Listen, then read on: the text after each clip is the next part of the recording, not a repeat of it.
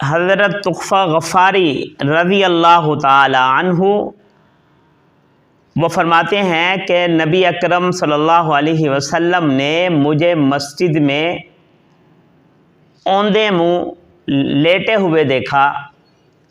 آپ صلی اللہ علیہ وسلم نے مجھے پاؤں سے ہلایا اور مجھے ارشاد فرمایا کہ اوندے منہ سونا یہ اللہ تعالیٰ کو سخت ناپسند ہے۔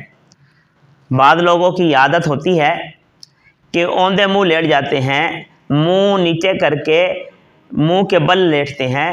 منہ کے بل لیٹنے سے آپ صلی اللہ علیہ وسلم نے منع فرما دیا اور فرمایا کہ اللہ تعالیٰ کو اوندے منہ یعنی منہ کے بل لیٹنا یہ سخت ناپسند ہے۔